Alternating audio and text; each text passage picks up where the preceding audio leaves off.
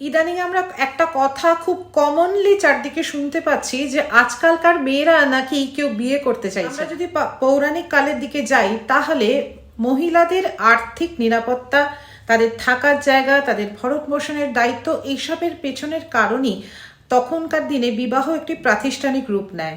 আমরা বেশ কিছু বছর ধরে দেখতে পাচ্ছি যে প্রত্যেকটি মেয়ে, প্রত্যেকটি মহিলা তারা সবাই উচ্চশিক্ষিত হচ্ছেন, চাকরি বাকরি করার জন্য সবাই খুব আগ্রহী, কাজকর্ম করার জন্য কেউ না কোনো ক্রিয়েটিভ ফিল্ড হোক বা কম্পিটিটিভ ফিল্ড হোক, কেউ কোনো মেয়ে বসে নেই। প্রত্যেকের মধ্যেই একটা রোজগার করার এবং নিজেকে আর্থিকভাবে স্বাবলম্বী করার একটা খিদে এবং তার সাফল্য আমরা কিন্তু লক্ষ্য করছি। কে দেখবে? তার যে আর্থিক নিরাপত্তার জায়গাটা ছিল, তার ভরণ পোষণের দায়িত্ব, সেই জায়গাটা কিন্তু মেয়েরা নিজেরাই নিজেদের ব্যবস্থাটা আস্তে আস্তে বিভিন্ন স্তরে যার যেটার মতন ক্ষমতা সেভাবে করে নিতে সক্ষম হচ্ছে।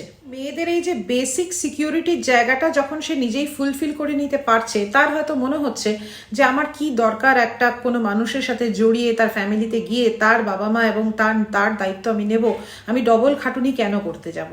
এবং সব থেকে বেশি ভয়ের জায়গাটা যেটা হলো সেটা হচ্ছে যে মেয়েদের বিয়ের পর যারা ওয়ার্কিং উইমেন, ব্যবসা হোক কি চাকরি হোক কি যাই কিছু, তাদেরকে কিন্তু তার বাড়ির যে তার সংসারের যে পুরো দায়িত্বর কাজটা, তার ছেলে মেয়ে, তার সমস্ত কিছু দেখা, তার বাচ্চা কাচ্চা, তার সংসার দেখা, এই মাল্টিটাস্কিংটা করে তাকে কিন্তু হাড় ভাঙা একটা খাটুনি কন্টিনিউয়াস বেসিসে অনেক বছর ধরে করে যেতে হচ্ছে। বিবাহের আর একটা মেজর কারণ সেটা হচ্ছে তার একটা মানুষের শারীরিক প্রয়োজন এবং তার কম্প্যানিয়নশিপ, তার একটা সাথীর দরকার। আর আমরা এটাকে নিয়ে যদি একটু খোলাখুলিভাবে আলোচনা করি, এই স্মার্টফোন এবং ইন্টারনেটের যুগে কোনো সাথী পাওয়া বা পার্টনার পাওয়া বিবাহ ছাড়া, প্রেম, ভালোবাসা, কম্প্যানিয়নশিপ পাওয়াটা কিন্তু আমরা সবাই জানি খুব একটা কঠিন নয়। তবে বাবা মাদের মধ্যে যে চিন্তাটা যে আমার মেয়ে যদি বিয়ে না করে তাহলে বুড়ো বয়সে ওকে কে দেখবে, এটা কিন্তু খুব স্বাভাবিক। তো অনেক মেয়েরা হয়তো এটা ভাবে যে লাস্টের ওই কটা বছর বুড়ো বয়সের কে দেখবে, এইটার জন্যে আমি এই পুরো জীবনটার এত দায়িত্ব, এত খাটনি আমি কেন করব।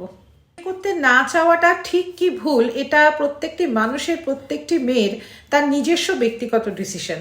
তবে হ্যাঁ, এই ট্রেন্ডটা কিন্তু দেখা যাচ্ছে এবং তাতে আপনারা যদি সহমত হন বা যদি তার এগেনস্টে বলতে চান, আপনারা অবশ্যই কমেন্ট সেকশনে লিখুন এবং পরে এই নিয়ে হয়তো আরও বিস্তারিত আলোচনা করা যেতে পারে।